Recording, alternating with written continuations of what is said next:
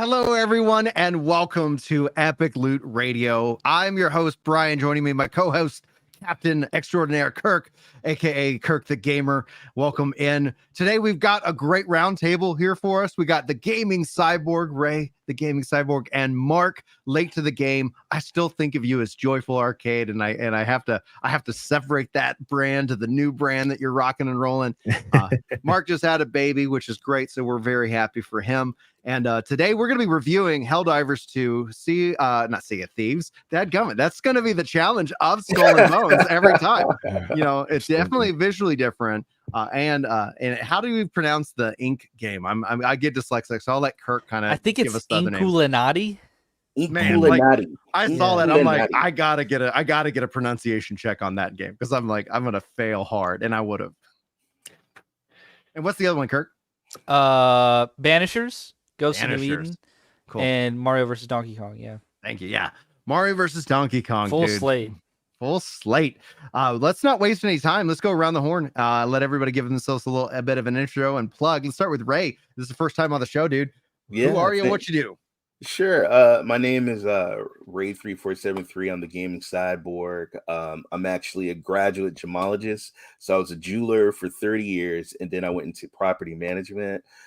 Unfortunately, my son has epilepsy and autism. So now I'm just at home. I do homeschooling with my son. My wife's a nurse at Kaiser, so she's been there for 27 years. So I'm out here in California, and I'm a multi-platinum gaming. I love PS5, Xbox, Nintendo, cloud, handheld, PC, whatever. I love having options to play where I want to play and do what I want to do. So that's what I did. And I usually hang out. I have a Discord called Cyborg City, and I just chill with some of my bros, and we just play games and have banter and talk. Dude, that's fantastic. What about you, Mark? Well, hey, everyone. Yeah, my name's Mark. Father recently. It's awesome after many, many years of hoping and praying for that. A little bit more about my background. I own a co-owner of a indie game development company, Devour Games, working on some exciting projects there. Also co-owner and co-founder of the first premier collegiate fighting game esports conference, which is exciting. Our season 1's kicking off tonight, which is awesome. We have a lot of enrollments, a lot of competitors, exciting stuff there. And then, yeah, I mean, I'm just a gamer through and through. I've always been. I always try to be charitable when it comes to talking about games, because I know how hard it is to make a game, and I know how hard it is just from a project management, production management side too. So I try to bring that voice into my discussion. And yeah, in terms of content, you could find me at Late to the Game on YouTube, as well as a similar Discord where I just like to hang out and play games with my friends. Absolutely. And for me, I'm just a prime. We got Kirk back in here. I love video games. I have lots of children. And yeah, so I saw chat sounding off like daddy gaming hours. Those things are real, man. You find times to slot it in, and it's a lot of fun, especially when your kids start getting old enough to start playing some of these games. Kirk, why don't you give everybody a little bit of an intro for you, and then let's talk about Helldivers. Oh, they know me, Brian. It's Kirk, now part of Work to Game, but my channel is What's New Video Games, where I do review videos, where I try to give it a little bit of polish and a little bit of commentary that'll help you out in terms of your purchasing decisions. Also, let you know my insights on the game, because I do have some good insights from time to time. And my @ is in my name here. It's Warmer Gray on Twitter, so give me a follow there. And it's Kirk the Gamer on Twitch. Maybe I'll do a rebrand like Mark did, and have everything like in unison at some point. But right now the branding's all over the place, so yeah, figure it out, I guess. No, I'm just kidding. But yeah, a lot of you guys are probably subscribed to my YouTube channel already, and I really appreciate that. But yeah, that's What's New Video Games, and that's where I do my reviews. But also happy to be here. Sorry I had to go take a pee break because I just did an hour Hey, on man. Reforged. So Dude, man. yeah, I gotta do it. An some hour, point. and then you're also hydrating usually during, like, I hydrate during the shows. Yeah, Otherwise, yeah. my voice will just go to hell. So it is. Yeah, I totally get Absolutely. it, man. That's the nice thing about this software. Like, not sponsored, but it's like, yeah, it's drop in, drop out. Like, if anybody needs it, like, it just handles it. And I'm like, that makes Mhm. life so much easier. But let's talk about Helldivers 2. I absolutely am in love with this game. Now, that's not to say that I would say that the best way to describe Helldivers 2 right now is it's suffering from success. I put out my review like maybe like a week ago, and now I'm starting to see all these like angry comments from people who are trying to play, who want to play. And so I think an appropriate way is to kind of go around the horn, see what you guys think about the game so far, and see about the experience with the online, and what your hopes or fears or concerns there, as well as any I guess industry insight to it. That's something we can bring as people who do all kinds of things in the industry. Let's start with Ray. Well, I'll be honest. I haven't played the game. I wanted to get this. My birthday is like in about 10 days, and so I wanted to play this game. Get it. I haven't decided if I wanted to get it on my PC or the PlayStation 5, but I do watch my friends. They stream it in my Discord, and shout out to Rue Diggs and David and those guys. And I've been watching it, and I have to say, man, it looks, just from the eye and just hearing them interact with that game, they're having fun. Watch out for the spitters! Oh, I'm like, what in the Oh, world? democracy. They all these slogans and stuff, and so. And then I also read up on it. I saw some videos. And then, I mean, the record that this game is breaking. So this is a game that definitely is on my, I gotta have this game. And I'll probably be getting this game soon. And yeah, but I'm gonna let the guys that You will from the pre-show. I'll let the guys that actually play the game talk. But guys, go ahead. Mark, man, what's up, dude? Yeah, I mean, I'm so two aspects to talk about, right? The game itself, and then the suffering from success. The game itself, I think, is brilliant. It's a major leap forward from the first one, which there were a lot of things conceptually in the first one I liked, but just from the perspective of that top-down isometric gameplay, it didn't really hook me as well. This new one, I think, takes all the right risks and has just made a game that's just a blast to play with friends, right? From the theme, the tone, it nails it all perfectly. I mean, this is a Starship Troopers love letter, from that opening video to just the enemies and everything. And it's a game, like I said, it's not afraid to take the right risk. When I think of games that you play with friends, right? Not even just video games, but sports, outdoors, all that stuff. The whole point and beauty of play is it allows us to kind of learn together, learn boundaries together, and kind of force us to evolve in some small way. This is a game where you can kill your friends, where if you don't get real smart with where you throw your stratagems, you might put an Oppenheimer on them and they're gone, right? And you fail the mission, right? So it puts all those penalties in, but it's still such a rewarding game in itself that it's just a blast. And so, like, I highly recommend it. The technical issue, I feel really bad for them because this is such a small team. And I don't think internally they ever could have projected they would have set these numbers, right? Kirk, you said they had over 444,000 players or something like that. That's above Halo Infinite numbers. Yeah. You can plan as much as you want for your server stability, and they were already having those issues. Now, the CEO today did tweet out, which was funny, because they wanted to reward people for the struggles. So they offered a free PS Plus weekend, and they offered double experience points this past weekend. And that all culminated in just a big mess for them. And he's like, in hindsight, the CEO said this, that was probably a mistake. The good news is this is something they can fix. And I imagine now that the whole workforce is back from the weekend, they will aggressively focus on that. But I do wonder how it affects the perception for some people. Like, I have many friends who want to get it, but they're like, my first perception is you not being able to get in, and that makes me sad. But again, that's a blip, I think, in the whole story of what this game's going to do. What do you think, Brian? So I think one of the biggest takeaways that I have that makes me a little bit biased towards these kind of games is that I have played a lot of games that are live service, online type games. And so I just mentally am prepared for problems with connections, and especially when it's like, oh, we all want to play, etc. And I usually opt into, and this sucks for a lot of people who are like, I really want to play this game. That's the only thing I want to play when I get off work. And now I can't. Now we're getting these connection issues. But for me, I'm like, oh, I get that it's an online game, that we have these challenge. They are going to have these challenges because every online game is going to have these challenges, unless you're like an Amazon games, oh, kind of where like, hey, we're just going to throw thousands and thousands of servers at it because we have those servers just ready to go. Ultimately, I'm like, yeah. So I'm like, what can I play else? Otherwise. So for example, I was playing Helldivers 2. We're having a good time. Ended up running into some connection issues after about an hour and a half. But I was like, yeah, I had fun.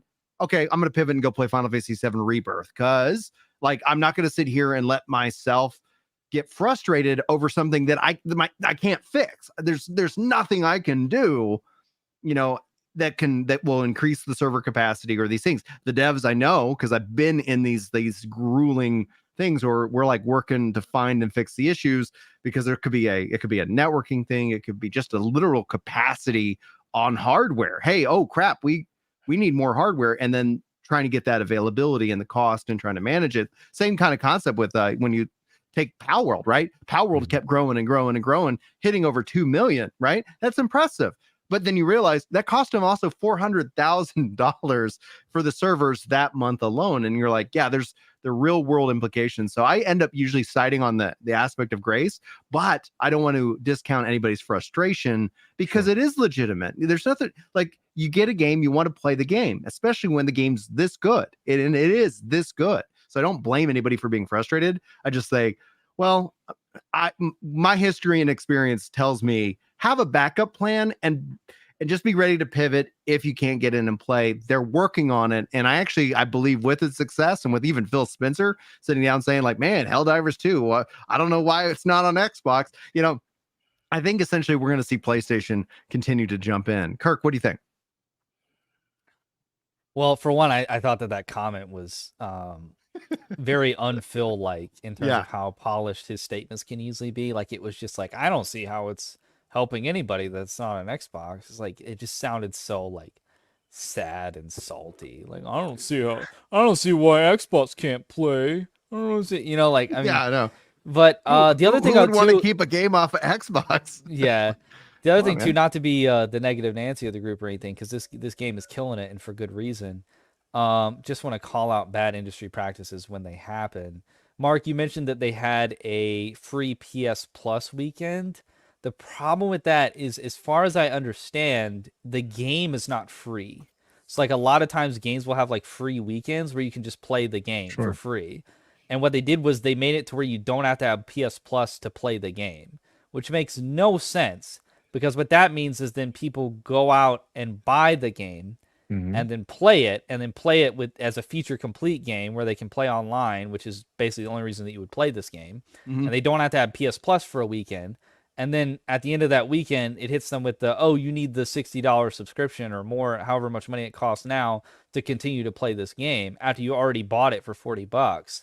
Yeah. I don't see why they're doing that at all. Like, that just seems like bad and sort of manipulative and trapping for the player base. So I don't agree with that at all. They should just make it outright a free-to-play weekend, which, again, use your brain. Don't do that if your servers are at capacity. You probably just want to go with the people that bought the game right now. But maybe they had a prior agreement or something. But it's really exciting to see so many people loving this game. I don't really understand the discourse about it being a Halo killer. These are two completely different gameplay styles. I guess you could say I think that's just console warring. Yeah. Like, it's PvE, guys. Like, what are we talking about here? And it's great if you like this type of space type setting. Play Helldivers 2 and then go play Halo for your PvP. Like, you can do both. I am really excited to jump into this game. Brian, I know you've been like eagerly anticipating me to jump on board and group up with you guys. I was like, come on, let's go play. I haven't had any time. I've been reviewing Skull and Bones, Pacific Drive, which we unfortunately can't talk about today because of embargo, Banishers, and Inkulinati. And yeah, man, God, I have not had time to fit in Helldivers 2, but that's going to happen this week. I also want to pick up a physical edition Nice. at some point, because physical media is not dead, not yet anyway, as far as I'm concerned. I don't wish think this it's game- gonna die. I think it literally just gonna become the redheaded stepchild. And as a Yeah. redhead, I get that. It's like it's like, all right, it's just gonna be over here. But I think you're gonna have to seek it out, right? Like I think physical media is gonna be like that specialty shop, which I guess that for people who want that, like, yeah, I hope that continues to be an avenue for gaming in the future. But anyway, I didn't mean to jump in on you, Kirk. Well, I wish this game had I collect steelbooks. I wish this game had a steelbook, because Ooh. that yellow and black would look so sleek, dude. So yeah, I'm kind of surfing online to see sometimes they're custom made. A lot of mine are custom made. These two behind me, I think, are both what the game shipped with as far as the steelbooks. And I usually pick them up later. Like I don't buy the collector's editions because like $120 is crazy. Mhm. But yeah, I am definitely eagerly looking to jump into this game. It's not really my cup of tea, but what I really like, and I think I said this on a previous show, is that it reminds me a lot of the old Star Wars Battlefront games. Mhm. Like it doesn't. It's not anything like the new ones, but the new ones from DICE, while they were very polished and they made a lot of use of that engine, which I think was, it's the Battlefield engine. So that engine is spectacular, right? But they didn't. Yeah, they didn't look and feel quite like the old games, and I think those are a source of nostalgia for a lot of people. Like that was my childhood. Like I grew up on Battlefront 1 and 2 on the PlayStation 2 because I didn't have an Xbox when I was younger. Yeah. That was kind of like our Halo in a weird way, because PlayStation 2 just didn't have the competitive multiplayer shooters like Xbox did with Halo. Mhm. So that was like kind of the game where you would sit down with a friend and just goof off and kill droids or whatever. And eventually you get to be Darth Vader or something. And so like this game kind of gives that feeling of just like drop in and have fun, like on this big battlefield where a bunch is going on with spaceships and space laser guns and stuff like that. You can call in an orbital strike and stuff. Like it gives that feeling, and you're losing and gaining ground. It reminds me a lot of those old Battlefront games, but like refreshed and polished for a new audience. And I think the price point kind of adds to that, of like, this is just a fun game where it's really low stakes for you to get in. We want as much people as possible. And, they put out a call. They said, do your part for democracy. And yeah, that part's ridiculous in the trailer where it's like, you learn how to heal by getting a nail to your face. Yeah, that's great, dude. The satire in this game is fantastic. I mean, I think ever since the trailer and the state of play or PlayStation Showcase, I can't remember, but whatever it was that was like so good that it almost looked like live action, but it was so satirical and funny, like a TV show or something, with the guy like losing his family like right in front of him. It's No. awful, Yeah. but funny at the same time. It sets the tone for the. But what about democracy? Like, like, or whatever. You're right. I was a big SOCOM fan. Shout out to that. A lot of people have said SOCOM. Yeah, I think it gives me, somebody who liked SOCOM, and it's like, this really does feel like the evolution of that. It is obviously not SOCOM, but it's like, that's something I think they really nailed, is that feel. Now I got a question to the panel, because Kirk brought up Halo a couple different times.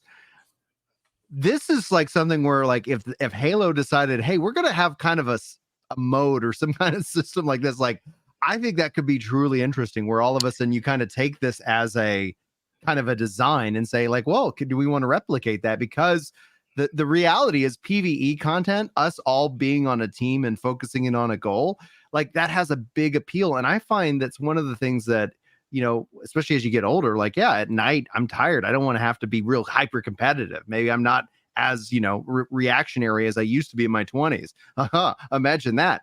How about we go fight some monsters together? Like, let's go and challenge ourselves against PvE. I think that's something Destiny nailed really well. And the fact is, like, from the numbers in and of itself, chat was reporting that, yeah, this game has passed even Destiny 2's Steam numbers all in all. And that is to say that I think overall, you got to wonder if PlayStation's looking at the success of this game and launching day and date. And if we start to see just a minor shift in terms of, like, okay, well, all right, live service multiplayer games, absolutely day and date. And then ultimately, like, do we see, more people going like, yeah, let's wait a minute, there's just so many gamers that are just hungry for these games. What do you guys Yeah. think? I think there will be a distinct disparity between live service and single player. Like your God of Wars and your Spider-Man 2s, there's no shot that those go day and date. They will be held back for at least 6 months to a year because they want to give that sort of premium exclusive access type of feeling for their blockbuster titles that you can only get on Sony PlayStation. But especially as a result of, like, I'm going to attribute this as the Jim Ryan era. I don't know how much of a hand Jim Ryan had in it, but as a result of the Jim Ryan era, they seem to have done a turn to focusing on trying to make live service work in furtherance of their entire brand and monetization and growth. And so that is highly dependent on games like Concord and Fair Games and the other ones that they announced at that state of play or showcase or whatever it was. There were like 7 live service games. Marathon is another one since they own Bungie. They're very keen and eager and desperate, I might even say, to make those land and to be able to monetize those and have growing or at least fleshed out established communities for those games. And I think that Helldivers 2 should and will motivate them, incentivize them to make sure that those games are day and date with PC, because there's no way they won't use this as a proof of concept for something that they are desperate to make land. You know, they really want live service to be a part of their portfolio. And so I don't see how they can look at this and be like, no, we're not going to do that. I think there's going to be a very fine line between the single player blockbuster experiences and their live service games that they want as many people playing as possible. I would agree. I think, one, this is kind of not so live service, I think, is the term we all think of with a lot of direction of online co-op games. But just think about all the classic franchises PlayStation used to have with SOCOM, with Resistance, with Killzone 2. I think anytime you think about a game that a lot of its playability is going to be online multiplayer, whether it's competitive or not, I think more and more Sony's and Microsoft's of the world are going to see we're leaving out that PC player base that could really help sustain us and drive us further. So I agree with Kirk. I think that is going to be approached with any type of live service or online game they do in the future. I hope it motivates Sony to look at franchises like Resistance or Killzone and say, let's bring them back in some way, especially, I don't know how they're reacting internally after losing the Activision deal and all that. To your point about Halo, this is interesting because I don't know if you saw this, Brian, or anyone else here on the panel saw this, but over the weekend, there were some ex-devs from the Halo team, even the Halo ODS team, kind of claiming, and again, Twitter or X, so grain of salt, but basically claiming they've pitched a game similar to the Killzone concept for the ODST branch of Halo, where, hey, you're an orbital drop shock trooper. What if you drop in, do some missions, and drop back out, right? Which to me also says something about like an IP like Halo. You can only do so much with the main core thing of that IP, Halo 1, Halo 2, Halo 3, Halo 4, where you start to they've tried it with Halo Wars, but like if you're going to have a big flagship IP, experimenting with it with those type of game types could be helpful, right? I mean, I look at Nintendo with Mario. There's, I feel like 20 different type of Mario games. Mario vs. Donkey Kong, one of them, Mario Doctor, right? But that would have worked great for the Halo ODST franchise. I think that's gone now. I don't think that opportunity is there. But yeah, I do think moving forward, PlayStation online games like this are going to be day and date with PC.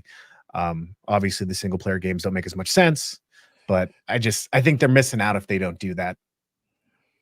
Dude, they're popping bottles right now in the back room. Man. Come on, let's keep it a buck. They are like, what did we just stumble onto? All right. I mean, I can see a lot of these games, and I can see when you have a game like this, you're going to have other copycats out there. Unfortunately, they're going to try and say, we got to get a piece of that pie. I bet it doesn't work, though. I bet this is a lightning in a bottle moment for sure. It could be lightning in a bottle, but also there's this thing that we see with it in kind of the first to market.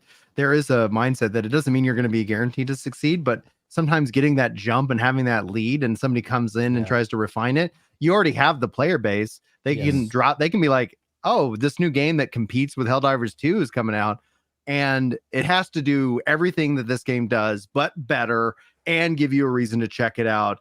But then all they have to say is like, hey guys, Helldivers 3, we're working on it. It's like, oh man, like they get to capitalize on the momentum because they're really like in a way, like kind of bringing back like this joy of gaming at a really good price point, because it doesn't ask you to spend $70 like Skull and Bones. It doesn't ask for you to sit here and invest, I think, a big amount of money. And no matter what, like for me, $70, I can afford that. But I've seen more and more with the online reaction to just a game being $70. People do not and have yet to kind of like really be like fine with that price point for some reason. It's interesting how 60 to 70, we were at 60 for so long. I see a lot of people struggling with it. And then this year alone, we've seen games come at that $30 and $40 mark and just explode in terms of success and sales. And I wonder if that ends up having anything to do with it, because it sets an expectation. And then I think Helldivers 2 delivers and then doubles down on that expectation. Yeah, I think there's two advantages to that price point, right? It's in a more affordable price point, but the other thing, and we mentioned this in the pre-show, right? They're a smaller team. Their overheads less than Ubisoft or any of these big teams, and that gives them the advantage that, again, the innovation is going to come from these smaller teams doing something unique. Fruit mentioned in the chat, I am afraid of an Epic game saying, let's put this in Fortnite, because they have such a large player base that could just suck people up, but I don't think it would capture the same spirit and identity that what we have here in Helldivers 2. That happens often where they try to copy it, but they miss the actual spirit of what that original idea is. Anybody have any other thoughts on Helldivers 2 before we talk about some Skull and Bones? All right, let's go ahead and jump into it. Yes, we've got some Skull and Bones gameplay. Kirk, I want to give it to you because I heard you were just taking a bath over on Reforged Gaming before we did this podcast. What do you think, and how is this game treating you, sir? It's treating me all right. And I need to say, full disclosure, Ubisoft provided me a copy of this game, the premium edition that I think retails at $100, completely free. So bake that in, take my comments with a grain of salt, but the game is also completely free to play for 8 hours. And I would recommend that anyone that's interested do that before spending any amount of money on this game. There's absolutely no reason to go out and buy this game when you can play it for 8 hours, see for yourself if you like it. And then honestly, you can play it for 8 hours and then maybe buy it later when it's less money, if you like it. But in any case, I think this game is getting unfairly treated by the public, primarily because it's not Assassin's Creed Black Flag or a sequel to that game. This game is much more similar to like the Port Royal franchise or the Tortuga, A Pirate's Life game that came out last year, both from Calypso Media, I think, which are more like strategy sim, almost like Civilization, like pirate ship trading and resources type games, but put in a very casualized, approachable third-person, almost action adventure-like perspective to make it more approachable for someone like me or like the average console gamer. Unfortunately, the thing is, I think the reaction of the average console gamers are like, yeah, we don't really want to play this game, which is fair. The fidelity, as you can see, like this game like looks real nice in terms of graphics. So that's something there, is like, at least if you're spending a lot of time just on the open ocean or in these towns and settings or whatever, like it looks good. It's very polished in terms of the graphic fidelity. But yeah, I think that this game is decent, if not better than that. I would even venture, yeah, it would be a great game for Game Pass, as Just a Man insinuates. But yeah, I think this game is decent if it's not good. And I'm certainly having fun with it. I just think that people are not going into it to have the experience that it's offering. And so they're coming out and they're saying, well, that didn't give me that experience at all. And they'd be totally right. I also think that $70 is just not an appropriate price point for this game. We were just discussing that about Helldivers. This game should have been $50 max at launch because it's what it's offering.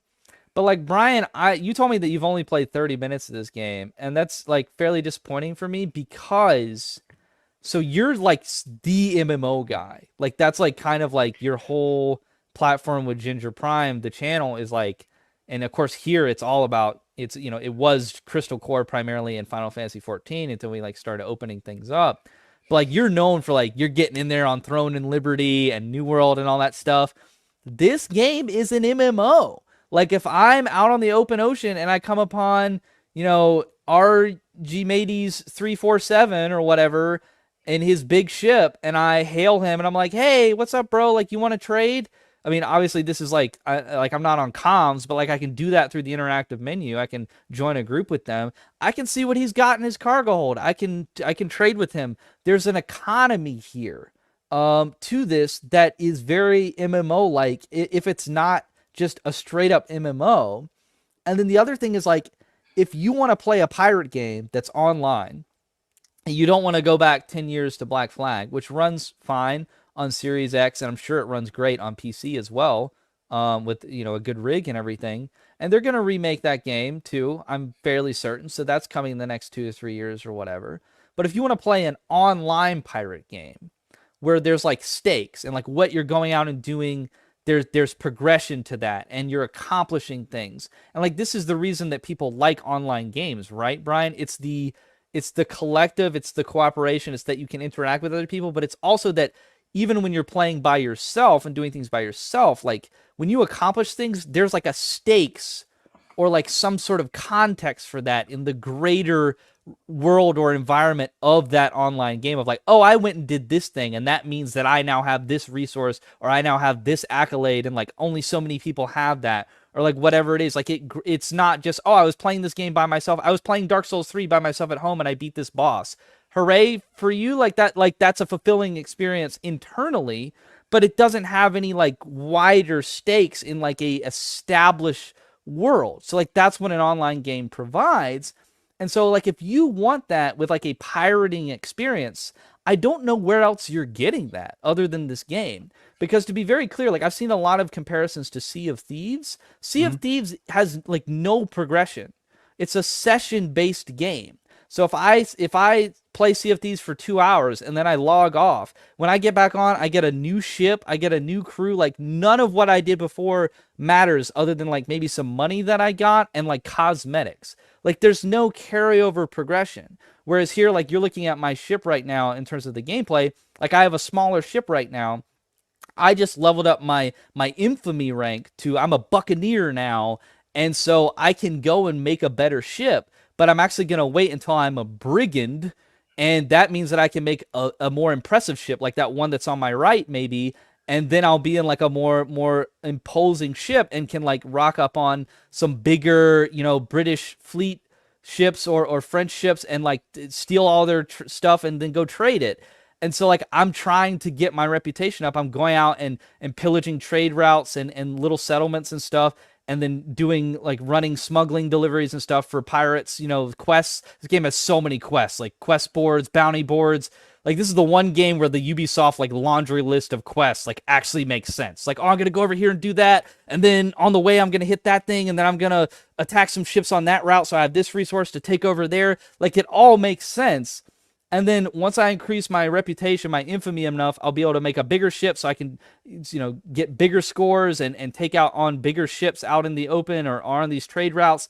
And then when I get all the way up to Kingpin infamy rank, that means I can actually start taking over refineries and manufacturing plants and stuff for certain resources, and I can establish my own trade routes instead of just pirating and pillaging off of ones that already exist and stealing the resources from those ships. Now I'm churning out resources and money flow, and I'm building up my assets and my place in this economy. I can trade with other players. Like there's so many systems here that are very, very MMO-like for a game that seems to be targeting like living room console gamers, or at least like a much more widespread casual audience. And I think that's like why people are bouncing off of it. But I would think for people that are interested in MMOs, like they should definitely give this game a shot. I think if you like MMOs and you like strategy sims and you also just like sort of action adventure gameplay, like that's sort of where this game collides in terms of those interests. If you check all three of those boxes, then this is a very unique experience that combines all three of those types of gameplay in a unique way so that you can experience that. And just like being a pirate is cool and fun. And like being more becoming more notorious and getting bigger ships is cool and fun. I love saying "R." Yeah, and I guess this is a point at the gameplay. Maybe we'll get there, maybe we won't. But like, I didn't have like new cannons on my ship yet. But like, I customized my ship. Like I got the resources to craft and make certain types of cannons. So like my broadside cannons are like a shotgun now. And so see that reticle, it's much more spread out on my screen now. And it really just lays in, like I get close up into them and just absolutely eviscerate the side of their hull when I rock up close to them. And then the cannons on my front, they're like sniper cannons, like they're long cannons. So I'll like see a ship off of the distance and I'm like, oh, I'm coming for you, buddy. So like I'm out of distance, out of range for them, right? But my cannon shoots really, really far. So I shoot like a warning shot like at them and like hit them. And so they're already at like 2/3 health by the time I get up next to them. We're actually getting into a fight because I've been sniping them with my forward cannons. Like the ability and the agency to customize that my ship in that way to actually change the gameplay and the action that I'm experiencing. Like that's really cool. And the ability to get these resources and actually have something tangible to take away from that in terms of a bigger ship to establish a bigger place in the economy and be a bigger player. I think that all that's really cool. And I do see other ships with people with higher ranks than me, like sailing past me. I'm like, oh, that guy's been doing some stuff, you know? So it has like that MMO feel of like you're decked out in like the super, you know, paladin armor or whatever. Like that's kind of what your ship is. And so like, that's the carrot on the end of the stick with this game is cementing your place as like an established, accomplished person in this like MMO economy. And I don't know that people are really getting that. I think they're thinking like it's going to be an open world action adventure exploration game in the same vein as an Assassin's Creed game. And it's absolutely not. Like it's not offering that at all. And I think that's why a lot of people are pissed off. They're like, what the heck is this? This isn't what I thought it was. No, it's not, but it's offering something else. And I think that that's getting treated completely unfairly and maligned when in fact it's actually really engaging. There's a lot of systems and hours of gameplay on offer here if you want it, if you want to be an actual pirate. It's like, why do people play Power Wash Simulator? It's work. Why do people play, you know, Mud Runner or Snow Runner? You're literally making deliveries. Like, it's work. It's because some people find that type of thing gratifying.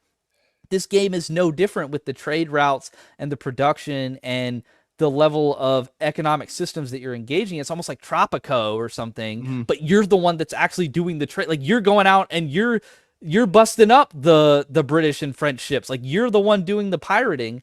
I think that that's cool, but I can see how people would bounce off of that. I just don't think it's fair to say that that's anything other than just a subjective take of like, it's just not for me. I don't like it.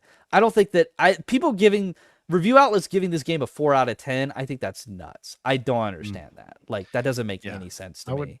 Oh, go ahead, Brian. Oh, okay. Because I was just like, the only question that I really truly have, because I bounced off this game pretty quickly. It was also provided to me through the Ubisoft Creators Program. So my cost was 0. And my question that I couldn't resolve a reason to keep playing is, in a sea of incredible games that I want to play, and with somebody with limited time, why do I need to keep investing? When I touched it and I was like, I didn't get that hook. And the answer could be like, oh, it gets good at hour 3 or hour 5. And that especially could be true for MMORPGs. Yeah. But when playing other games that get good in minute 0, and I'm like, man, I want to play those games. Like, why should I invest my time into this over what is already on the market right now?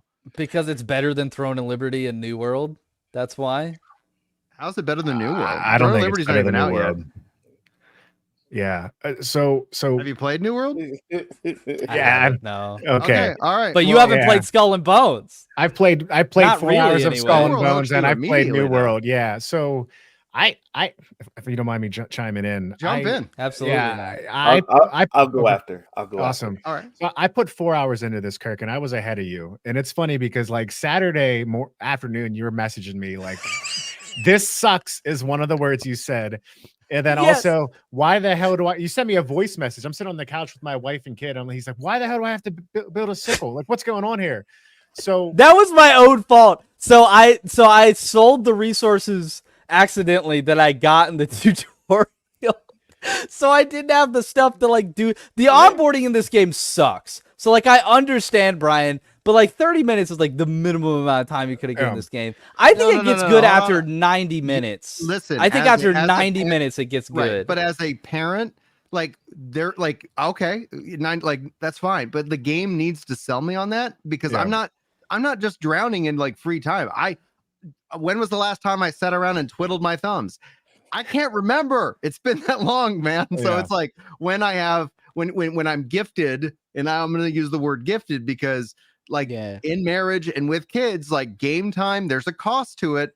And I appreciate being a parent and I appreciate being a husband, but I'm very well aware, like if I'm going to be spending my time on something, like it's got to immediately grab me, or I already have to be like an ingrained fan, right? Like say Final Fantasy 17 comes out, it's an MMORPG, and it doesn't get good till hour 5. Well, I'm already a fan of the franchise. Like I'm already sold on the name alone. Skull and Bones is a brand new IP, and it has to immediately, in my mind, hook it on that. How do I have time for anything? Is what the dude asks. I get up about 4 a.m, and that's the true story of it. And that's how I get things done, you know.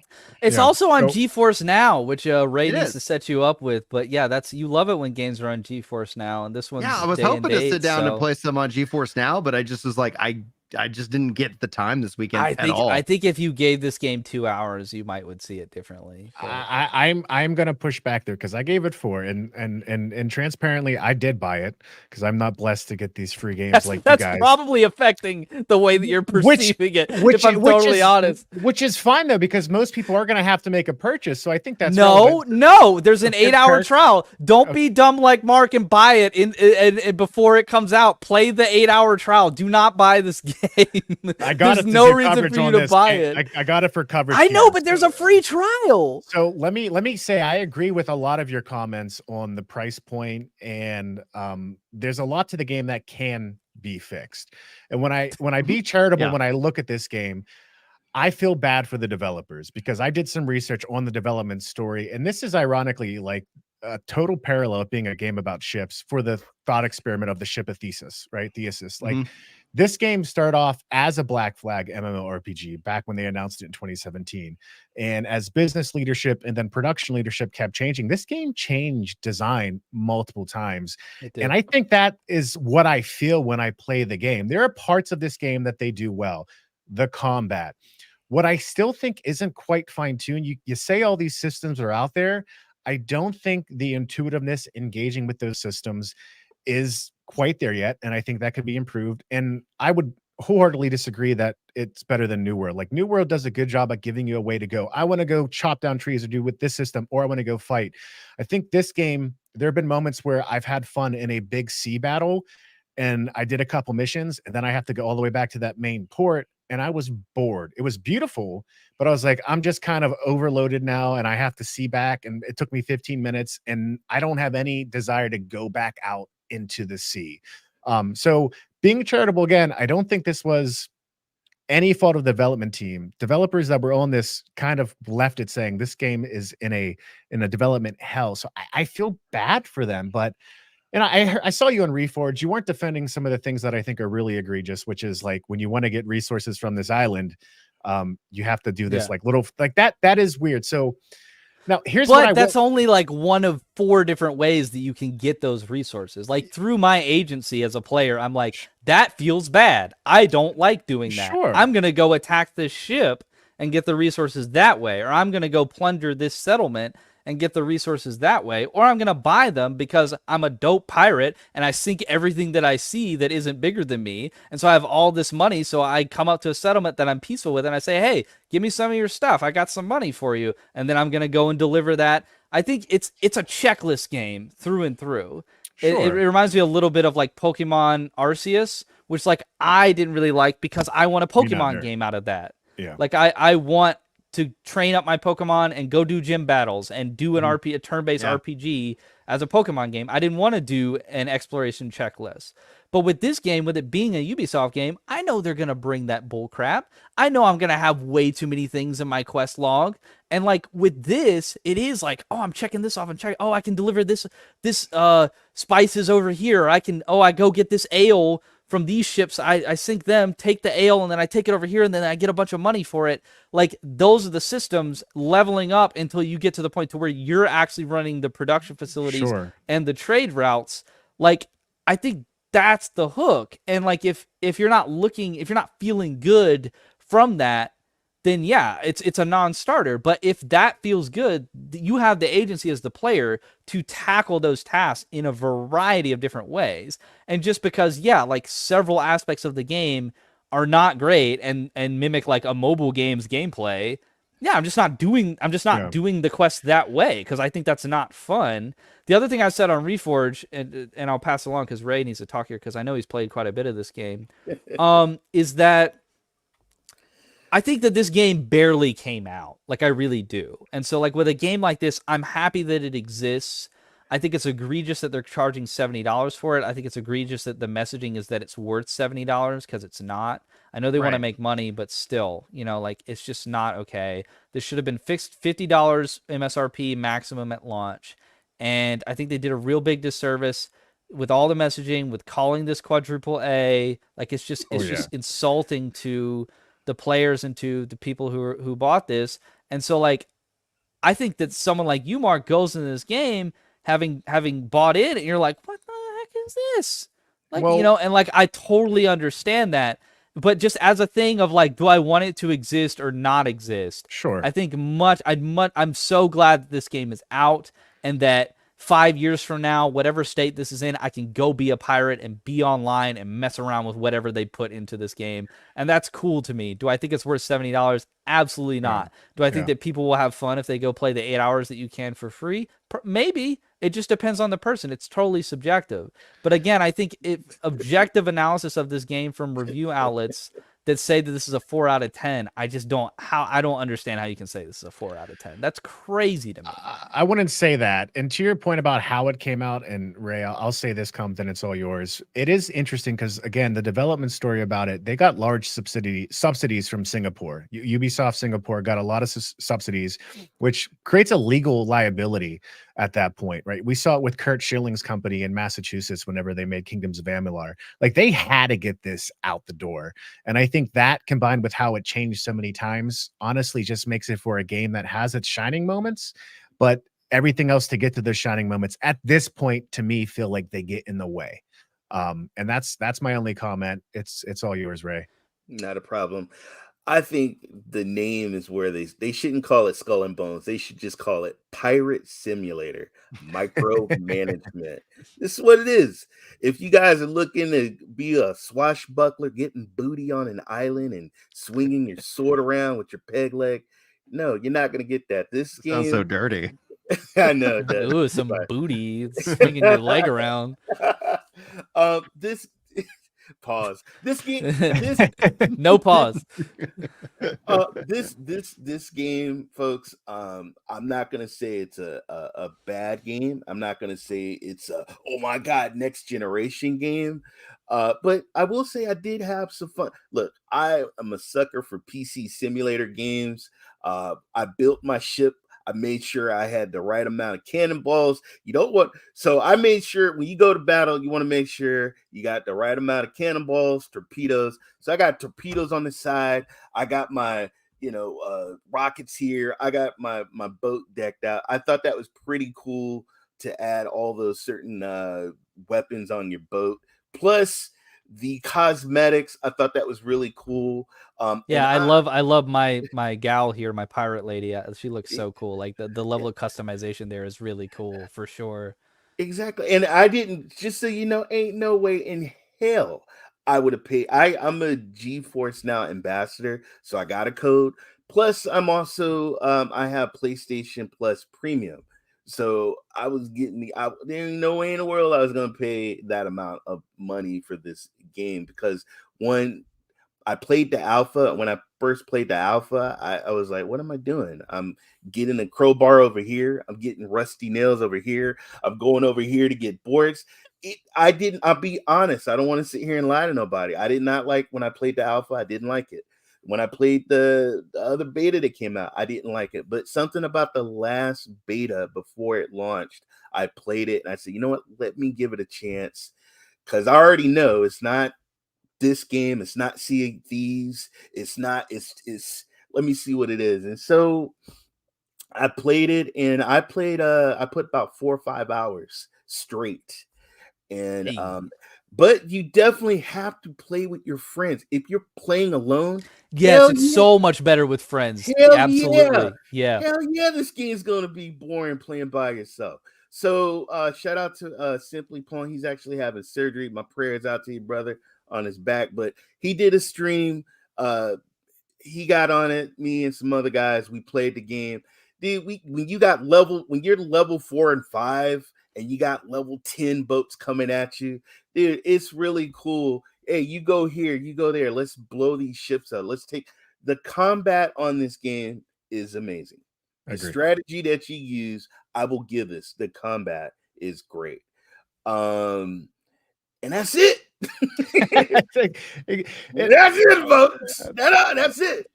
I guess I'm the only one that really likes diving into those systems and like becoming a notorious like trade lord, I guess, of like piratedom. You know, I don't know. Like it's like Tropico or something. It is, dude. I did the same thing you did. I screwed up on a mission. I gave somebody the wrong effing resources. Yeah.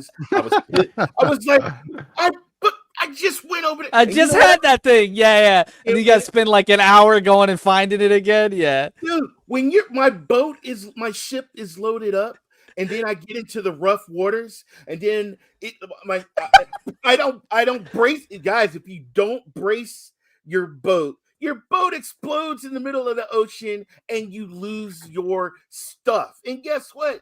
You got to go back while there's still ships battling with your stuff floating around. You can go back and get your stuff and put it back on your boat, but you still have those other ships there. Plus the ships and the bases, they're throwing cannons at you and stuff. Yeah. And I'm like, what the hell? Oh my God. But then when you get other guys that's like, yo, let's link up, let's hook up. We got you. Which that was really cool to just have randos coming in and helping you out during missions. Yeah, the drop in, drop out co-op with randoms like matchmaking. Like if you just come up on somebody, you're like, hey, you, me, group up, send them a notification. You're in a group now. You're sharing XP. You're sharing resources. You're sharing money. That's really good. Like that's not getting any props here. It's very easy for you to just play with people online with very little communication and very little effort. You can just drop in, drop out co-op. Yeah. I tend to. Oh, go ahead, Mark. I was just Ray. Yeah. Just real quick. My price range 40 to 50. Yeah. And between 40 and 50 is the price range. Once again, guys, I had a friend that just got finished playing Helldivers, and he jumped on here. He said, "What the F is this, Ray?" He said, "What? What?" He just complained. What do you mean? The crowbar? What do you mean? I got to get a crowbar? And then what's these little mini games I go by and here, shave a coconut, or here, get some sugar cane on the side, and hit the A button and go up. I mean, it's just there's many games in here, folks. It's crazy. Yeah. I think one thing you brought up, Kirk, on Reforge was like, well, what would you do differently to improve it? And again, I think the one thing I think would help out tremendously is one, fast travel's locked behind a currency, which I'm not completely against that. If you're broke, just say that. If you're that's a bad not my issue. pirate, just I have say the that. money because the only fun thing to do is shoot other ships. So I have a lot of money. But my only thing I would add is there are certain towns you can't fast travel from, right? And that as well, I get to some degree why like you don't want to have a full town here. You could just barter with them from the sea. Make those fast travel points as well. Because I think that little time saver would make me feel like, to your point, Ray, like I lost my ship all the way out there. It took me 30 minutes to get out there as I was doing all these other things. Now, what do I want to do? Do I really have the time to go back and do that? if there was a way to make fast travel a little bit more convenient, and I love the Ubisoft checklist. I just think there are some things they could do to streamline things that would incentivize players to enjoy the fun parts, which is great sea combat, and then engage with those systems more without it feeling so much like a burden. And fast travel is the one thing I think they would improve. Again, not make it so you could just do it from the sea randomly, but like any town you engage with, any icon on a map, like right here we see in the video, whether you're fighting that. But if you're not an enemy with it, there is fast travel. No, I know there is, but not like sometimes there is no fast travel and your stuff's just sitting out there floating out in the ocean. To go back to wrap it up, to go back to something you said, Mark, which is very true. It does feel like a game that's trying to do two things at once. Like it is that MMO with like a difficulty curve of like, yeah, there is no quality of life for this thing. It's you do a trial by fire and you say, yeah, I did run this trade route and I did encounter tough ships and I did get out alive, and that feels good. That feels compelling. You might not have been able to do that. You might have gotten sunk and then spent 30 minutes trying to get your stuff back. I did that because I'm good at the game. And so that creates that stakes and that economy of like comparative experience and skill ceiling and challenge. But at the same time, it's like, oh, come in and be a pirate and have fun. And it's like it's like kind of, but then like the more invested you get in these systems and stuff, it's more of that kind of unfriendly, unwelcoming, like MMO thing of like, no, you've got to kind of tighten your bootstraps and like, rise to the challenge and the cumbersomeness of these systems and the game flow. And so like it's trying to do both of those things at the same time, and they definitely cause some friction. Like they rub up against each other semi-recurringly. So I definitely would agree with that. And I think they've kind of got to do what Destiny did and like figure out like, okay, who's our core audience here? Let's just make content and like build upon the game for those people. Like who stuck with us after launch? Who's here? Is it the casual people or is it the hardcore MMO people?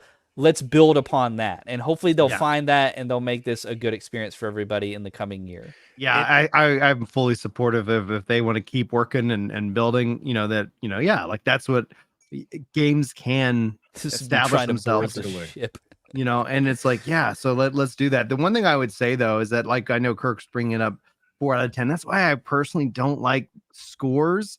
I like price points, because I think price points help to be like, this feels like a really good at this price. I feel like you could get a lot of value out of that, as opposed to like, because what is a 4 out of 10? Like, especially when it comes to a games as a service MMORPG, the rule is generally maybe 7 is a max. So if you're going to say 4 out of 10, really the answer is it a 4 out of 7? Where the best games as a service kind of ends up being around a 7 at launch, because you see that time and time again. There are exceptions to this rule, but generally speaking, I feel like no matter what a game as a service MMO-like, has, no matter what, things working against it in the old, and I'm going to use the term old, review style, where you're talking about, here's a 1 point in time review. Like, look at IGN. IGN didn't do a follow-up review for New World. Their review for New World is from when it launched, and there's no follow-up. From their perspective as a business, there's no real demand for them to go and do that. But that in and of itself doesn't really tell the true and whole story about any kind of review out there for these kind of games. So the true testament in my mind is, does Ubisoft continue to invest in this as an IP? And if they do, I think the people who already like it are going to be really happy. And then basically they have to come up with that, like, hey, we heard your feedback. We brought in these other features, because I saw chat talking about other ships where from a design perspective, it felt like maybe they had ships that were acting as classes, like a healer, tank, DPS. And then that seems to have gone away. Did you guys get this shotgun cannon? It's so much fun. It's so much better. What's the name of that? I think I got that. Declan or something or whatever. I mean, you can see it's just splintering the ships that I'm hitting. Like it feels so much more real to like use that than like the starting cannon is just like a little reticle and you're just like shooting, ooh, little cannonball, ooh, boom. Like it doesn't feel like that one's like pow, like it's into the side of it. I think I'm the second level to that. And then what was cool is that the guy, so when your 2 ships are out there, dude, you need some torpedoes. Yeah, you can interact with somebody. Here you go. Dude, I'm short money. Oh, dude, here you go. Here's some, just sell this off. And so you can actually trade with other people in the game too. Yes. Which is cool. And you can attack them. Or you can attack them. And you can cook. I like, there's a lot going on. There's fun to be I had, grill but chicken and fish for my crew, and then I make sure, give them that stamina when we're fighting, which is crazy because I gotta keep hitting the right trigger to boost my guys up, and then med kit boost when you're going up against one of those heavy ships. Yeah. To your all right, point, Brian, move us along. I want Mark to go one before then we move along to the next thing. Just that last point you made about what the game's trying to be. It kind of reminds me whenever Todd Howard was talking about Starfield, when they were like, we were trying to fight about how much of a sim is this game going to be. And he specifically talked about space travel in terms of like, do you want the space travel and the fuel system to be in such a way where you could just end up in space abandoned, with nowhere to go? And I think that just comes down to a balance of how sim heavy is it going to be, or how, I don't want to say arcadey, but how simplified do you want it to make it be? And again, I think there's all the ingredients are probably there. I think there just needs to be a real shakeup of the balance before I would really tell anyone to say, hey, this game's ready for you. To me, I think that will happen, but I just don't think the recipe's perfect quite yet. All right, guys, that's going to conclude our Skull and Bones section for the podcast. There's still plenty more coming up. In Inkulinati. Inkulinati, Banishers, and Mario versus Donkey Kong. But at this point, I'm going to hand it over to Kirk to kind of run the rest of the show because I do need to dip out. But before I go, Kirk, is there anything that you want me to add or add to the overall show before I get back to the daily grind? No, I mean, I don't think so. You hate Skull and Bones confirmed. Even though they sent it to you for free. Just like, and no, there's so many other good games. Like, it's really you just can't stop playing Helldivers. That's what it is. Dude, that's the problem. Like, and the only thing that's preventing me from playing Helldivers is Helldivers sometimes, it's like, and so that's something that's just like right now is just a lot of fun. Same thing with Pal World and Shrouded. Like, I feel like right now, like this year's already kicking off really strong with Dragon's Dogma 2 in March. Like I told you, I'm really looking forward to playing that game. But yeah, like I'm just like, and then I'm still playing through Final Fantasy VII Remake for the first time. And Rebirth is about to drop, which will be a lot of fun for a lot of people who've been looking forward to that. But so many really good games on the near horizon. A Nightingale, for example, opens up into early access this week, and that's something that I'm considering checking out too. And then Last Epoch is I just actually created a controller guide. It's pretty straightforward, so that's going to go up later this week as well. So anyway, thanks guys for having me. Sorry that I dip out and more, but it's y'all's show, so I'll let you take it from here. Take care, Ginger Prime. It's nice meeting you, Ray. Appreciate you, dude. See you, bud. So Inkulinati, which I think we're losing some frames here on the gameplay. Unfortunately, it is 60 frames. If I can share my screen, I might do that. Let's see if I can do that because I gotta ask: is there any reference to the Illuminati with this name? Because it just is. I don't think so. Okay, I'm just curious. Yeah, I'm not but maybe. I mean, but it's sort of in that style of like Pentiment. Yeah. Here, I'm gonna. Let's see if that works. It's got a really cool aesthetic for sure. I appreciate what it's doing right there. That works, right? Like we look all good. We look all good there. Yep, we're all good. Yeah, and then this is much more in the running much more smoothly. But yeah, this is like a. So, oh my God! Don't give me an ad. Come on, guys. There we go. There we go. All right. So this is like a 2D turn-based strategy game where you're taking like a army of funny little guys in the form of like spearmen and bowmen, and like there's some special characters like a cleric, or like there's a donkey that plays the bagpipes that will like buff your entire team or whatever. And it's so quaint and so polished, and the gameplay is surprisingly good. Like it reminds me a little bit of I really can't think of a better example of this, and maybe I just need to play more games like this, but it reminds me of the old Worms World party games where you're like moving people along like that kind of 2D side-to-side platform and getting in range to attack the opposite side. And so that's kind of what it feels like here. but it's really leaning into like the medieval themes and stuff. And there's a lot of like modifiers and things like each round that you play. You're basically going through this campaign.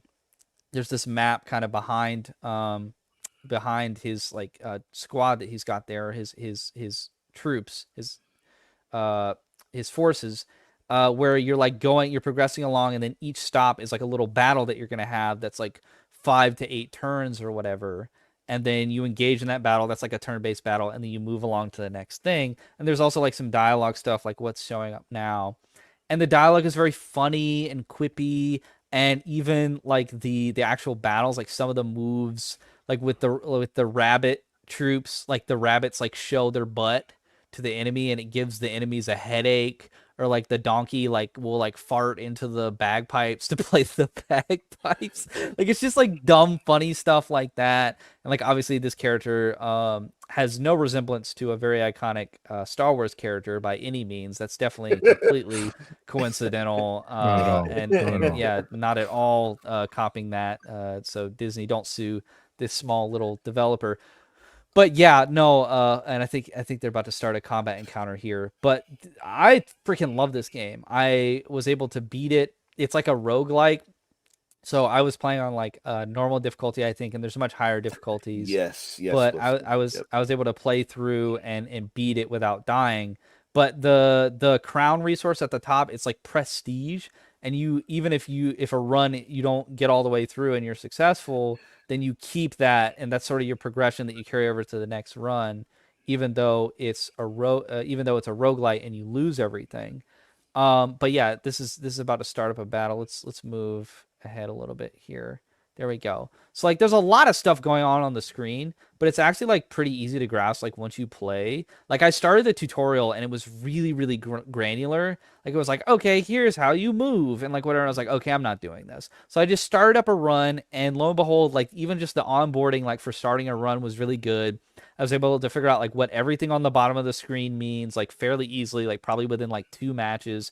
And it's really really fun. Like the variety in your like infantry type, from like the bowmen to the clerics to the spearmen, like they have different like amount of spaces they can move, and like different attacks they can do. They can reach different places. Like obviously an archer is going to be able to reach a far away enemy, like hit them from afar, whereas somebody with a sword and shield is going to have to like walk right up to somebody and like hit them with it. But there's like a lot of different like unit types that you can get like the longer that you play.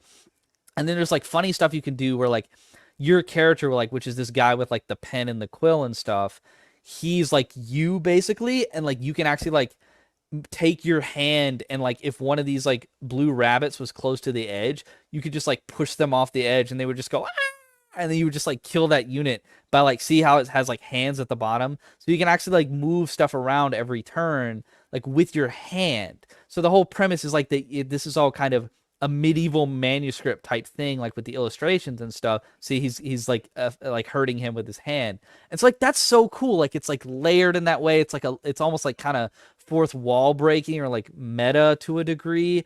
And like the art style is so good. Like playing this on Switch, I don't have an OLED, but I can't imagine like how good this looks on an OLED Switch, because just playing this on my regular Switch, like it looks so good. This is probably like one of my new favorite Switch games from like the aesthetic style and art style. Like this is so fantastic to just play in bed. It feels like I'm reading a book, but I'm playing a video game instead. Like it's like the same feeling at the same time. And man, like I had so much fun with this. I unlocked like a whole new like army types. It's kind of like Warhammer, I guess, in a way, of like you've got like the rabbit army and the wolf army and the fox army, and there's like a monkey army that I unlocked by beating the game in my first run. And so like there's all these different like animals, and then you can kind of mix and match. Like you have a starting army, but you can pull in animals from different factions. You can recruit them along your way, and they have like completely different abilities and stuff. So it's really really cool, and it's unique, and just like the turn-based combat is cool. Like hopefully he's gonna attack one of these units, and you can kind of see like there's like a randomizer. It's not really random because you press a button, and then another ad. I need to have premium. there's like a randomizer thing where like it's more like playing a slot machine, I guess, because you press a button and then it determines how much damage you do. So like I was hitting the skull every time and like taking them out. Like that feels good. Like so there's involvement in the gameplay. It's not just turn plays. You like also have like action inputs that you're doing as well. So like this game was really, really cool. I'm so happy that I got a review copy. Shout out to Terminals for that. They're a key distribution site, and also the developer, which I think is Yaza. If I have that wrong, I think it's Yaza Games. I might have that wrong. I'm gonna check, and let Ray talk. Yeah, But you're right about that. I just looked them up.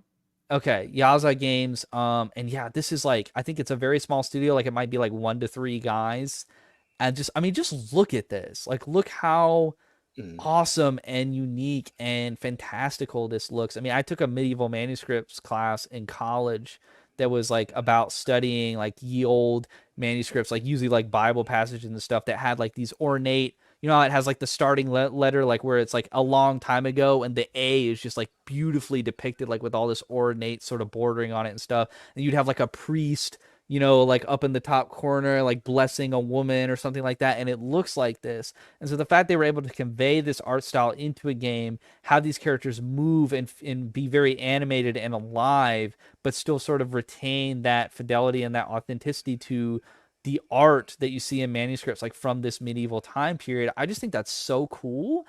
And I thought that was just going to be a kind of gimmick for this game, and the gameplay was going to be like, like it's good, it's serviceable, but the gameplay is like maybe even better than how it looks. Like the gameplay is very engaging and fun and like good from a turn-based strategy perspective. So I was completely blown away by this game. I had such a good time with it, and it's got to be like one of the best games that's coming out right now. Big you know, point of drama or whatever, but this is an Xbox exclusive that's going multi-platform, Mark. So yeah, like sound the alarms. But no, it's been in like the game preview state, the same as Power World has been.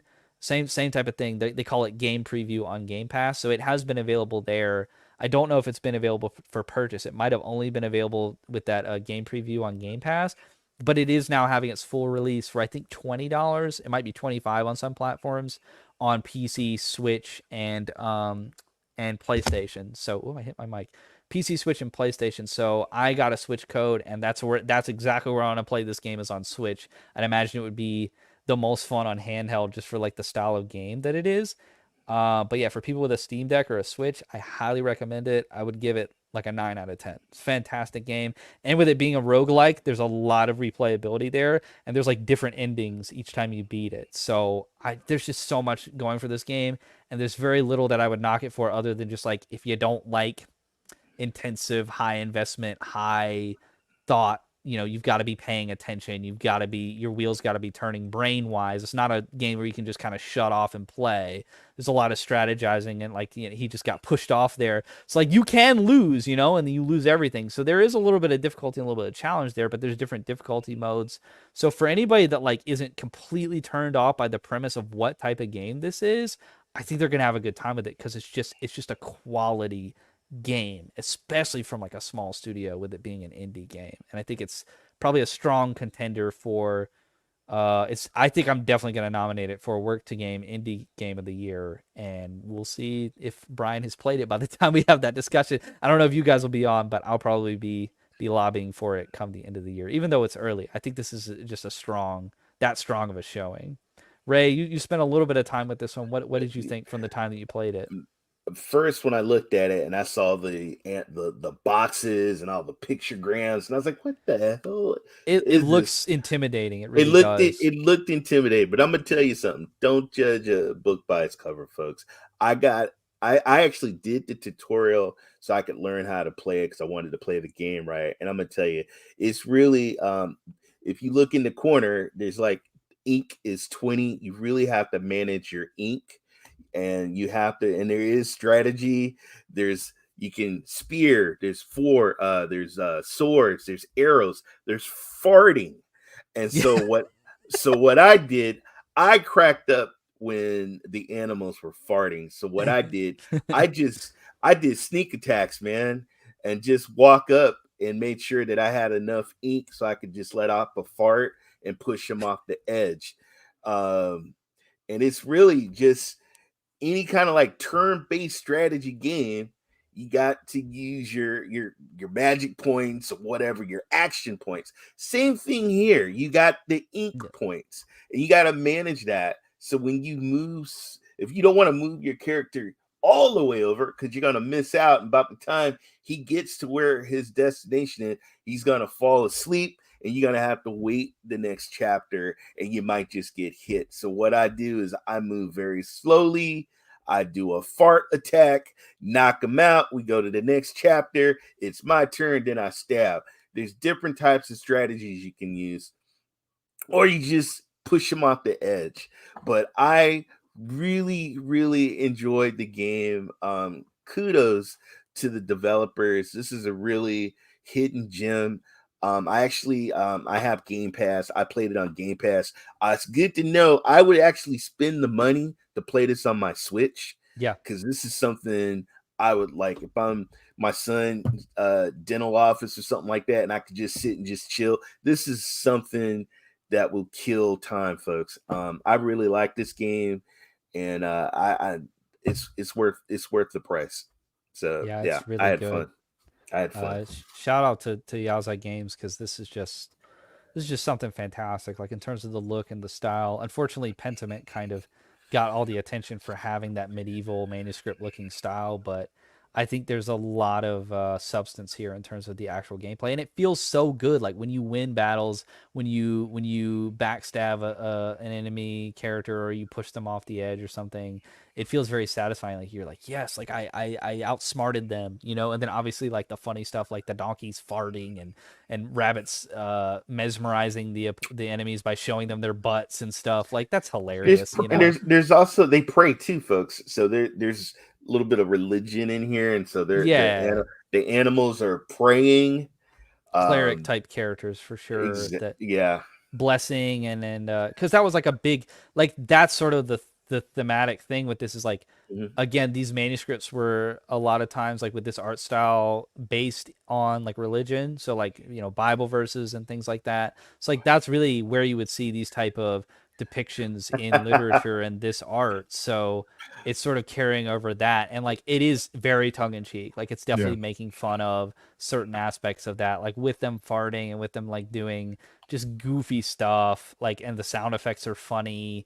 Like all of it is very tongue-in-cheek. Like obviously like with like not Yoda being your sensei and like all this stuff, and like at the end of the game you fight Death, who's like this skeleton with like a wine cup, and he's just like, yeah, like what, like you're not gonna beat me, you know, I'm Death or what. Like it's just like stupid and fun, and like reading through the dialogue and stuff like that's funny too, even though it doesn't really matter. Like the choices are funny.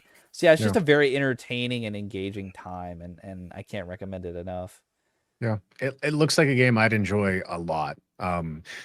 I didn't know it was on Switch. I do have Game Pass, but again, I was just trapped with time with everything else I was playing. Too But much this is going on right something. now. This is something I'd want to check out. And I was looking at the team. There's 9 people on the team. That doesn't call any contractors. There's 1 art director. They have an actual medievalist, so someone who's trained in this.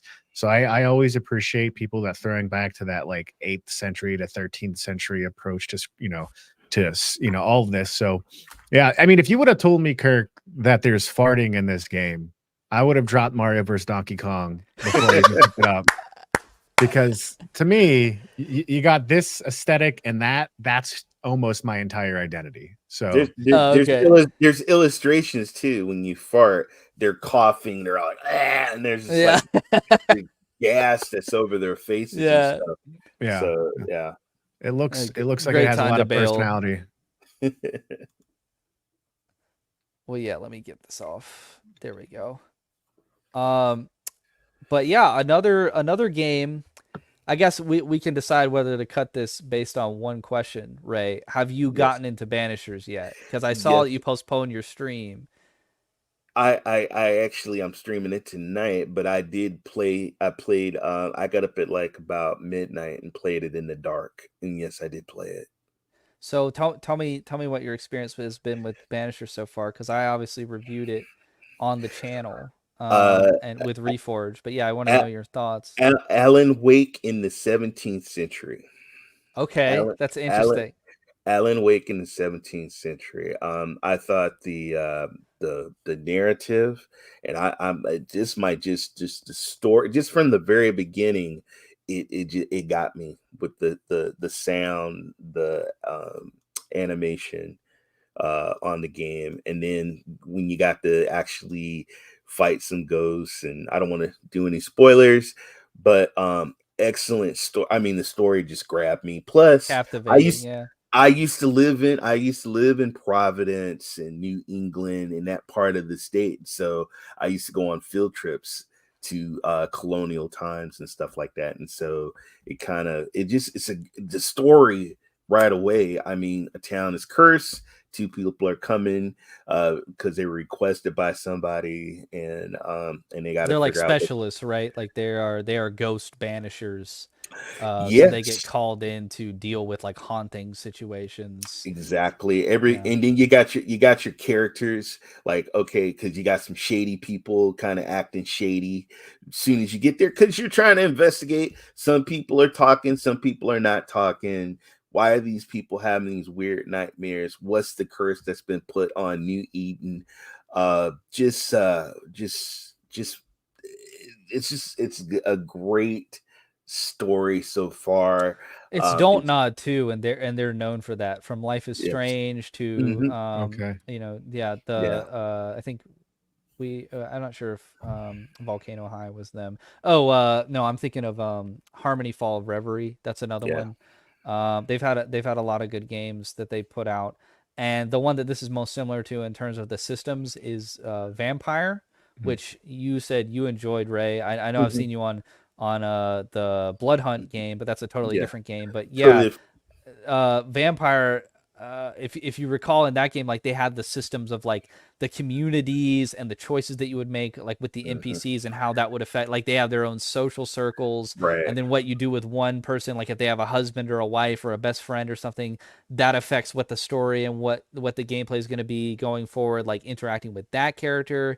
In this instance, you might have like a quest that involves a merchant that's being haunted, or like, that's not their main sort of identity, but they also happen to be a vendor of something, like, and if you help them, they might let you buy stuff for less money or like whatever. Or like I did another quest where there was this guy that was maybe a little bit of like he was like a playboy type, and the uh his would-be sister-in-law may or may not have put something in his drink or whatever, because she didn't think that he was right for her sister. And so you're kind of deciding. That's another thing that happens in this game, is like Mhm. you're going through and you're investigating things almost like the Sherlock Holmes games. Like this reminds me a lot of the Sherlock Yes. Holmes games. Yeah. You're going through and investigating, and then you ultimately it's most similar to Crimes and Punishments, which I think is the best Sherlock Holmes game. But that had a mechanic where at the end of the investigation, you would basically absolve the person of what they'd done or condemn them. Like, so you're passing judgment. And so here it's Mhm. the same. You have three options, though. It is with the ghost that is doing the haunting, do you banish them, which is basically like, I think that you're bad for sticking around, like you did bad things and you're still here because you did bad things, and I'm going to banish you to oblivion. Ascension, which is basically like, I'm going to sort of put you at peace, and like I'm going to resolve like what you're still on earth for, so that you can pass on into the afterlife. So that's like your like heaven, our concept of Interesting. heaven. And then there's blaming, which is basically, oh, the person who's still alive, you're actually the culpable person here. Like, you're at fault. And so Mhm. whatever you did is the reason that this ghost, it has like unresolved issues or whatever, because you wronged them. And so like they're actually the aggrieved party here. So I'm actually going to punish you, the alive person, so that the ghost can have peace.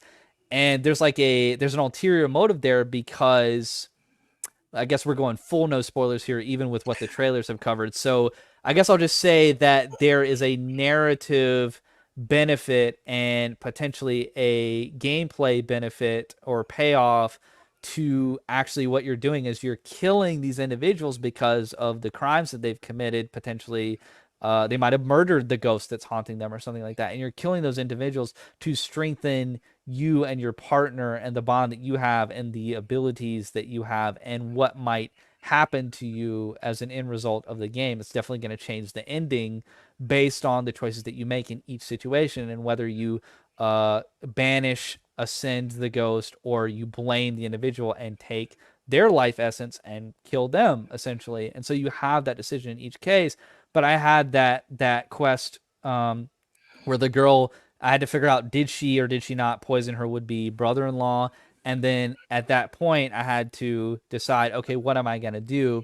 I ended up deciding that she didn't need to die, because of just the variety of circumstances that were at play there and the nuance. But because I actually chose, even though the guy was like a playboy, even though he's a little bit slimy, I thought he was like, he's a well-meaning gent, I guess. So I let him ascend because I didn't think that he'd done anything that bad. And then his final wish was, apparently the sister was like a hobbyist painter, and so she had been painting a portrait of the her would-be brother-in-law and her sister to give to them as a wedding gift. But obviously they never actually made it to the wedding for Right. unknown circumstances, so she never finished it. And so his dying wish, or not his dying wish, his wish before he passed on, he ascended, was, I really wish that she would finish the painting. So like I played like another 2 hours of the main story, and then I get a quest marker in my log that says, go back over here and talk to her.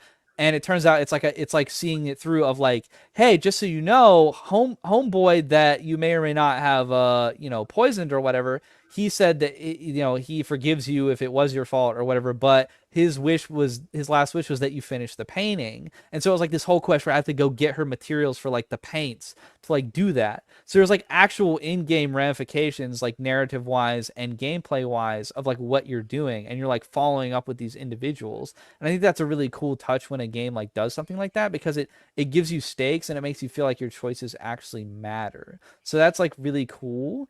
And then also I think the thing that's really cool about this is, unlike Vampire, which I think like was a bit Souls-likey and like just like very like bare bones combat wise and stuff, and really sort of relied on those narrative systems. This game is a full-fledged like open world kind of map, in the same vein as God of War 2018 and I guess Ragnarok. It's probably a little bit closer to compare it to 2018 since this is AA, but this is them trying to do the God of War thing where like there is a chest over there. If I can figure out how to get up that rock and then get across that broken bridge or whatever and then platform over there, like it's very much that. And like I can find totems that increase, it's +1 to all my stats. I can find, secret caches with like gear so that I might find a new outfit or a new sword that has like abilities on it, and then I can upgrade that stuff with stuff that I find. So it's very much kind of in that God of War type of realm of like the exploration, the map traversal, the type of environment. Like obviously this is, it doesn't look like anything out of Norse mythology or anything. It looks like American Northeast and like the wilderness. And it very much is that. And it looks amazing for a double A game. Like the photorealism of this is gorgeous. Crank your headphones up to listen to the environment. And oh my gosh, the sound design, like they must have taken microphones out into the woods and gotten hours of recordings of footage. It's so peaceful. You hear like the birds in the trees and the wind whistling and stuff. Like it's so realistic. It's very, very cool. And the game looks great. As you can see, like the frame rate is like, it's definitely not locked at 60, and I think the frame pacing and especially like the character model animations when they're like doing sort of intense actions like sprinting or like whirling around with a sword or something, that can look a little bit janky. And you're about to see some combat here which may look a little bit janky, but I would say hands on the controller playing it feels a lot better than it looks like when watching it. It really does feel like if you really like God of War and God of War Ragnarok, and you're like, gosh, I really want to play a game that's just like that in terms of like where the camera's at, what the combat feels like. There's not a lot of stuff out there that's like mimicking that quite as much. So if you want like a AA that's trying to sort of imitate that, but also your game for like that kind of like Sherlock Holmes or like Plague Tale type of intense, deeply invested narrative beats, this is like very much there for you. I mean, God of War has a narrative too, but this is like more involved in terms of like player interaction and like a lot of dialogue and like a lot of like listening to people and understanding like what their circumstances are, what they're figuring out what their ulterior motives are, what's happened in their past that's influencing their actions now, and then making decisions based on that that have consequences in that signature don't nod way. As long as you're down for that and you like that type of narrative engagement, then this is very much like a God of War clone with like that type of combat that's just a little bit less polished. Like it's like the same as like for Souls-like people that, you know, you really want From Software to make another game, but you might play a Lords of the Fallen because it kind of gives you that type of vibe and like those type of systems. That's this is basically a Lords of the Fallen, but for God of War. And for the people that are looking for that, like it's a good game. It's probably the best game that I played this month.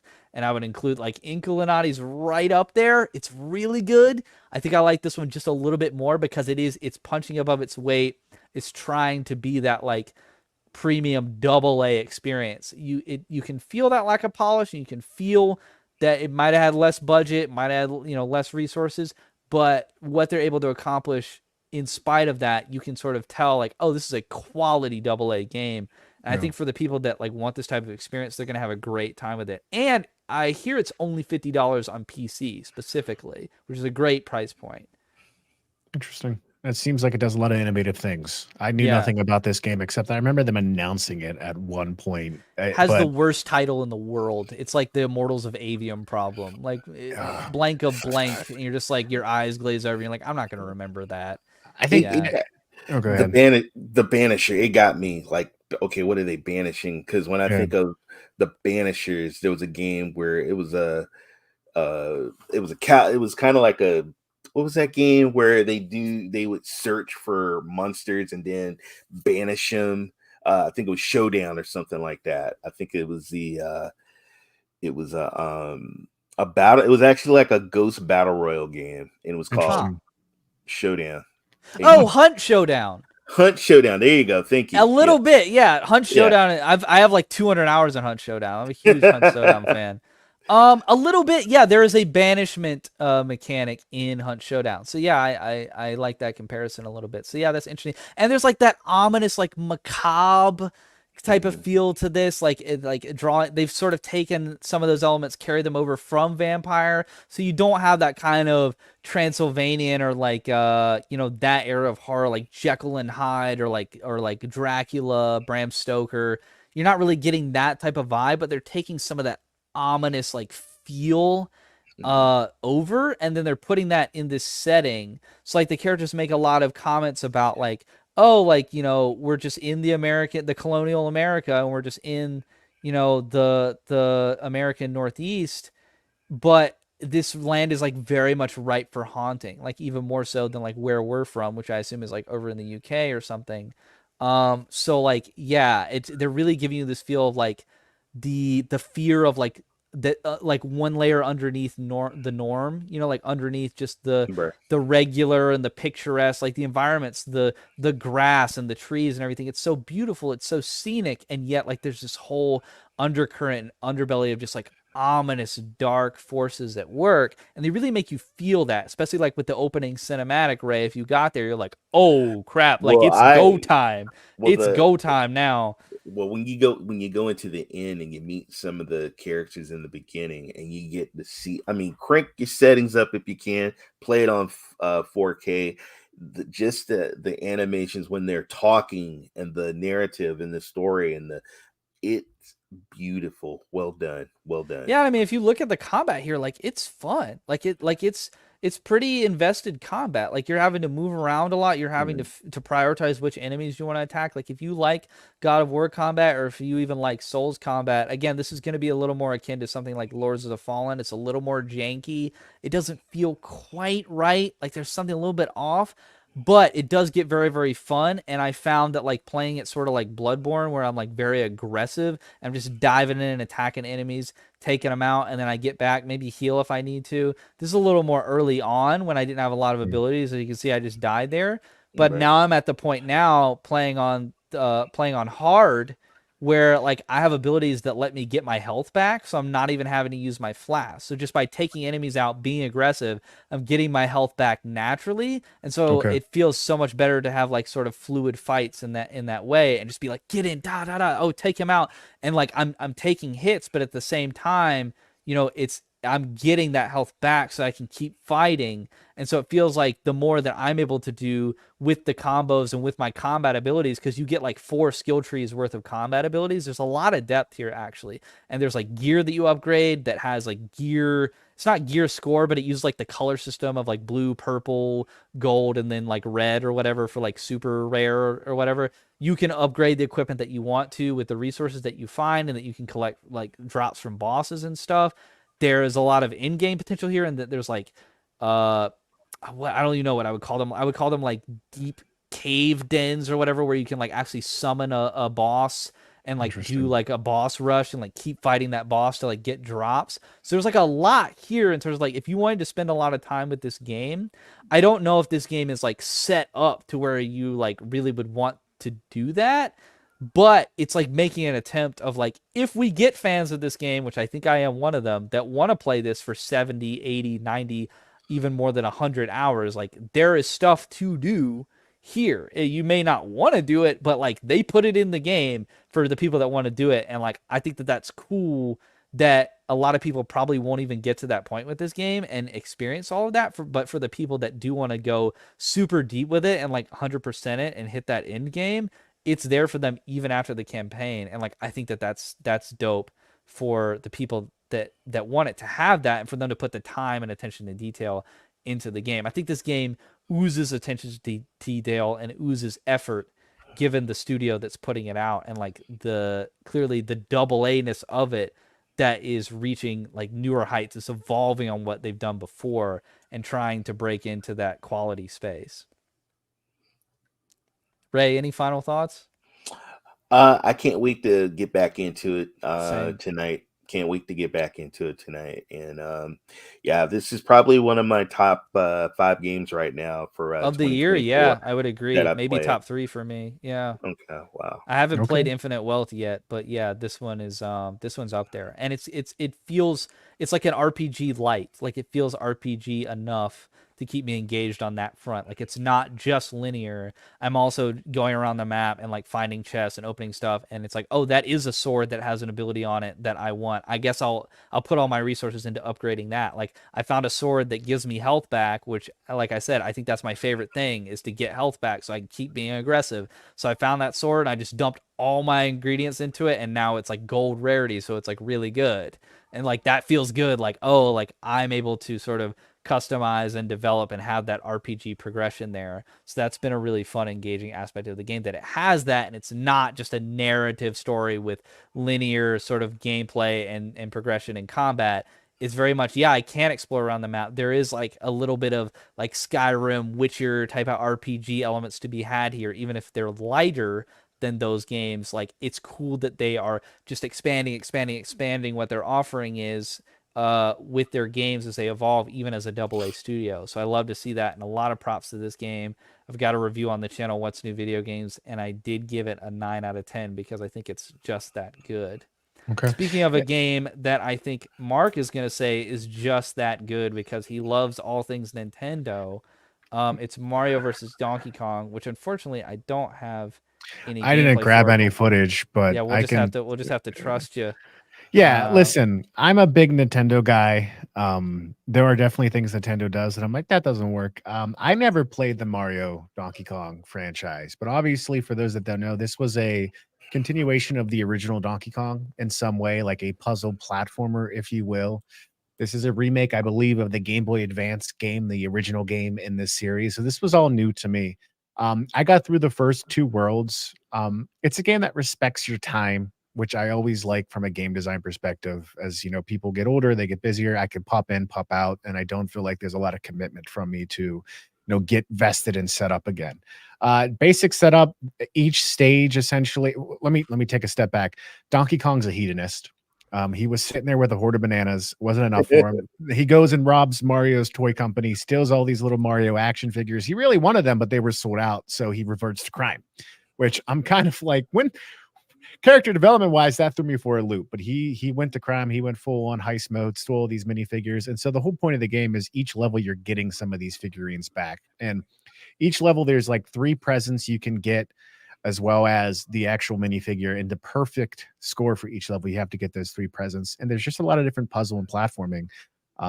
They did add some accessibility improvements from what I see from the original, where like each level has 2 boards, if you will. Like the first board is you getting one present and finding a key to get through this door. Once you get through that door, then you could wrap up everything else. There's additional presents, additional obstacles, and then the mini figurine. And if you die at any point on each board, you lose whatever you've gathered.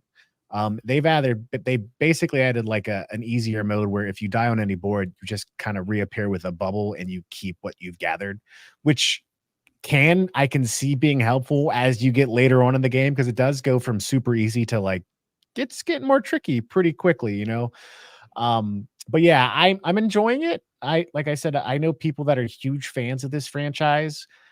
Reading reviews and people talking about it, there are people like this isn't necessarily the best one in the Mario versus Donkey Kong The series. gameplay is very different, right? Like it's nothing like your traditional Mario platformer, like Not at Wonder all. or like Mario No. Maker or something. Yeah, Imagine the mobility of like the original Donkey Kong game on arcade, Yeah. right? Mario. Now he does have some pretty fancy jumping moves. Like it does involve like a triple jump, a handstand jump, but it is very static, I would say, in terms of the dynamism. I can't speak today of his mobility. But yeah, I mean, it's $50. It's a There's remake. demo. There is a Okay. demo. yeah. There's There's a free demo. Yeah, Yeah. I really, really, really was gonna try and play it before coming on, but I just did not have the time with all these games. But Yeah. yeah, no, I think that game and a game like Inkulinati or Illuminati or whatever it's called. My apologies. Those are games perfect for me right now, right? As I sit with my wife and the baby and we're watching like a TV show and I can pick up my Switch and put in 10, 15 minutes or then jump up and change a diaper. Like those are games really well suited for me at the moment. So yeah, I'm a fan. I think it's reviewing around like an 8. I think that's very fair. yeah, Like it seems to be one of the weaker ones. And I will say, I think just in premise, I have kind of bounced off of it. Like it wasn't what I was expecting, just because I wasn't super familiar with the original. But Yeah. yeah, it definitely seems to be not in the vein of like other 2D platformer Mario games at all. And I Yeah. think like that's maybe what I was like looking for or hoping for as an experience, and just how different it is like, I don't know, it's a little bit jarring. Like, can you describe the like the core gameplay loop and like what exactly like the platforming is, or would you even call it platforming? I would say it's more puzzle than platform, right? Okay. Like again, if you go back to those, like if you played the Mario versus Donkey Kong on the Game Boy or Donkey Kong on the Game Boy, that started So off as like just pretend for our audience that they haven't played that. Like, how would Yeah. you describe it? Very I mean it feels a little bit slower. Mario feels a bit heavier, right? So where in Mario Wonder or any of the great platformers, you know, your reflexes and reaction is representative on the screen instantly. This is a game where there's a lot of intention behind the weight of what you do. So you jump, you're going to have that limited jump, and if you don't land it right, you're dead. You're done, right? So it's a game more about the puzzle than the platforming. And I think that's intentional. They limit the platforming, because if you jumped around in that game like Mario and any other Mario game, it would be broken. It'd be a busted game completely. So yeah, I mean it's a lot slower paced again, and it's just about it's more about puzzle solving. What I will say I appreciate is there's parts of the game where you go to like Donkey Kong's jungle. And if anyone's played Donkey Kong Country, they have like toy versions of a lot of his partners in the game, like the Rhino or the Chomps as well. And so there is some cuteness to it. There's charm, but don't expect this to be a Mario platformer. This is a different genre of game. Again, it's more of a puzzle game. It plays like a puzzle game, just with some of that platforming element in it. And to your point, Kirk, I never played this spin-off before. There are fans of it, but I don't think Nintendo is making this game thinking like this is how we're going to carry the Switch through 2024. That's obviously Princess Peach Showdown. That's their mega blockbuster for 2024.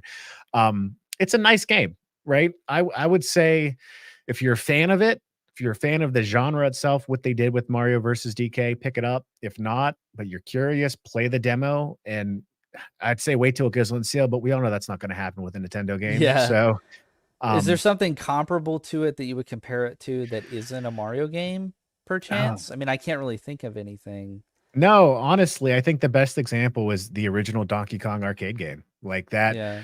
Like again, Or I like, know. or which is what Wreck-It Ralph is based on, right? Like for people who have seen Wreck-It Ralph, it's like Wreck-It Ralph's at the top doing the Yep. Donkey Kong thing, and then the Fix-It Felix is like going around. That's like literally what this game is. That's a spoof on Mario versus Donkey Kong, the original one, or Donkey Kong the original. So Yeah, and each level, some levels might be more vertical, some levels might be more horizontal, and because there's the 8 worlds, right?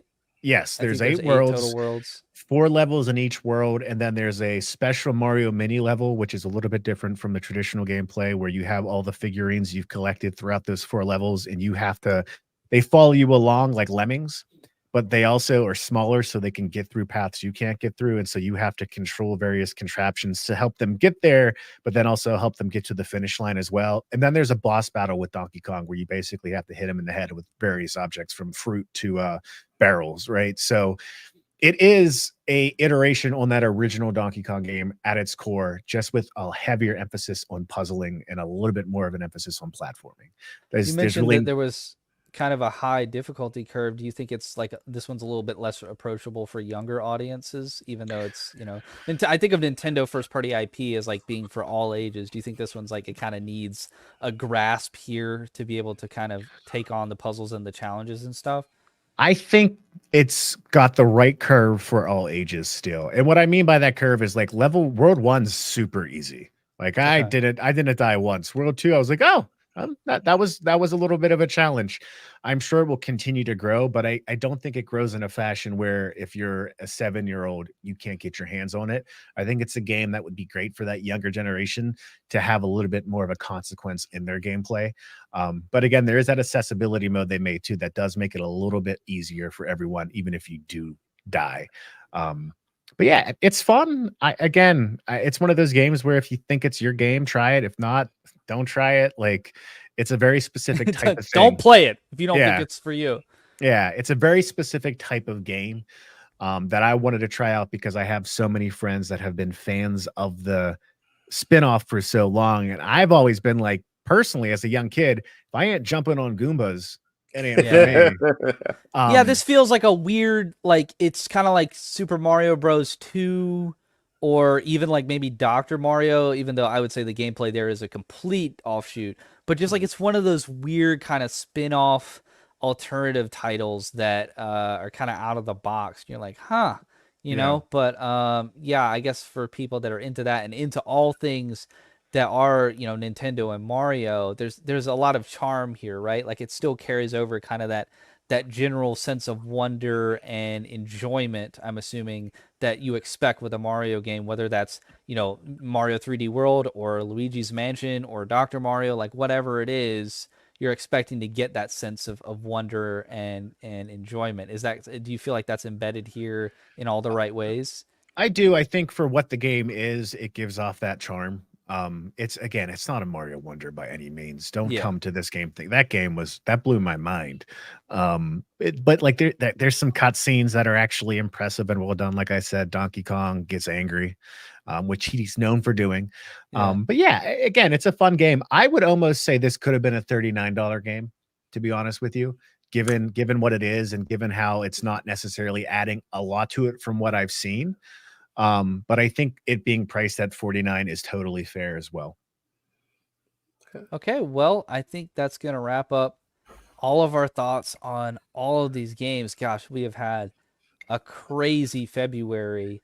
I was just saying, like, I think people are like, after last year and all the games that came out, all the good games that came out, I think not only are more games coming out just on a year per year basis, but I think especially this start to the year, there's more people out there playing games, consuming games, participating in games. You see games like Power World and Helldivers 2 just blowing up because I think that people have sort of been injected with like an adrenaline shot from the things like Baldur's Gate 3 and Starfield and all that hype around, Tears of the Kingdom as well, from those games releasing last year, Hogwarts, and they're like, what's the next game? What's the next experience I'm going to have? So people are rabid for that and jumping in Power World and jumping in Helldivers 2. And I think game devs and companies are trying to take advantage of that, seeing like what the giant audience and demand is for these different gaming experiences. And now we're getting so many games that are coming out at this time of year more than ever before, and it's like there's too many to even make time for, and yet somehow Helldivers is breaking through the ceiling as far as setting records for player count. It's a crazy time to be involved either in the industry or on the video game side. I love that Helldivers is putting out the call for not just us to defend Earth from the bug aliens, but also for developers to get their servers bolstered. And that's great at a time after we've gotten so many layoffs. Maybe get some talent in there that have been displaced from where they were working before, and give us more planets and more things to explore and discover and defend in Helldivers 2. So that's fantastic. You love to see a small game like that have this success. I love to see Banishers come out and it be such a great title. And yeah, I guess I'm just going to be off in my own little corner alone, enjoying Skull and Bones by myself. Maybe Ray will play with me. I bought the game. I might join you too. I enjoyed the game. I'm not. I'll show you guys what a pirate's life is really like. But all right, Ray, you go ahead and go first. Go ahead and plug your stuff. Thanks so much for coming by. Sure. You have such a great community over there, the Cyborg City. We wanted to get you on because you are a man that stays up to date on what is coming out, what all the hotness is about. You and me are just not in the cool kids crowd right now with Helldivers 2, but we're playing some good games like Banishers, Ghost of New Eden. So yeah, plug your stuff. Tell us where we can find you. And yeah, man, I hope we have you back soon. Thank you. I am Ray3473, the gaming cyborg. Ray3473 on Twitter, on Threads, in my Discord, that's where I'm probably hanging out with my bros, Cyborg City. Just send me a link if you ever want to hop in. We got a group of guys. A lot of guys playing Helldivers. We got Destiny 2 players. We got all kinds of people, all kinds of genres. It's a great group of guys in there. Shout out to David. He's in the chat. He's my mod over there. And but yeah, I'm also a GFN ambassador. I stream GFN stuff on Mondays. Tonight I'm doing the Banisters. I'm going to be streaming that on my YouTube channel.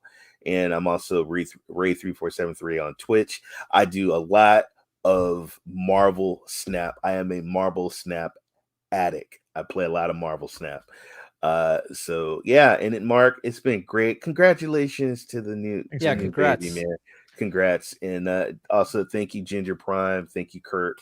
And thank you, chat. It's been an excellent experience. Mark, you want to tell us what you got going on and why you're consistently late to the game, never early? Well, yeah. So the idea there is like I'm a busy gamer dad, right? So I have a backlog of games that I work on covering. That Final Fantasy 16, I'm finally playing. Right, that's going to be something I put up on the channel. That's something I'm streaming right now. But yeah, again, it's Gaming Cyborg. Nice to meet you.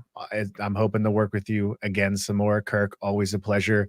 I told Cyborg this beforehand, but I actually have 2 physical copies of Helldivers 2 for PlayStation 5 that I am not doing anything with. And if I have 2 friends that want it, I'm just DM me. I'm going to send it to you. I just give me your address and your social security and we'll be good.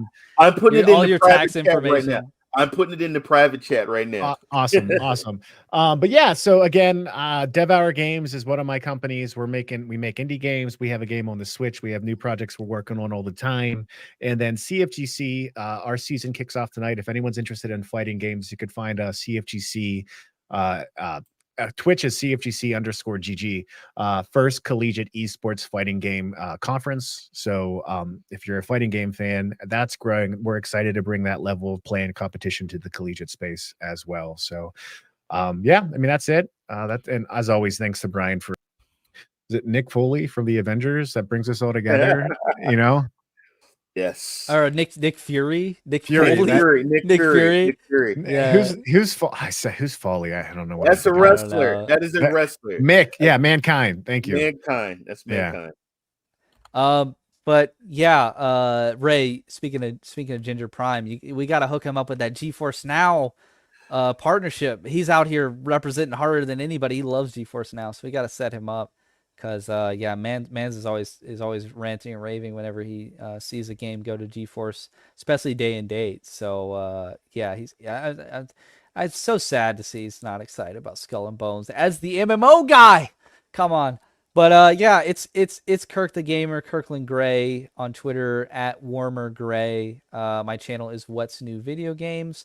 That's where you can find me, and I do reviews of video games as they come out or before they come out. Ideally, I've got reviews up on the channel of Tekken 8, Banishers, Ghosts of New Eden, which we talked about today, and Ultros, which we didn't talk about today, but it's a good 2D Metroidvania platformer. So go over there on my channel and check that out, and drop me a subscribe if you're willing. Drop us a subscribe if you're willing on Word to Game. This is what we're dedicated to doing going forward. Coverage of games for you, giving you insights and commentary and some fun takes with a roundtable like we had today. Thank you to our guests, the Gaming Cyborg and Mark Late to the Game. We really appreciate y'all coming on, and that is going to do it for the Epic Loot Radio podcast this time. Again, really appreciate all you guys that stayed in the live hanging out. It's awesome of you guys to do that. And I really wish I knew. Oh, there it is. I really wish I knew how to do the outro, and now I do. So thank you guys so much, and we'll see you probably in 2 weeks. Same time, same place. And until then, watch this space.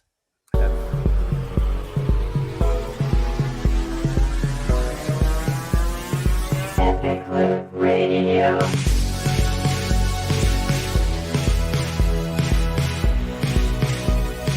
Epic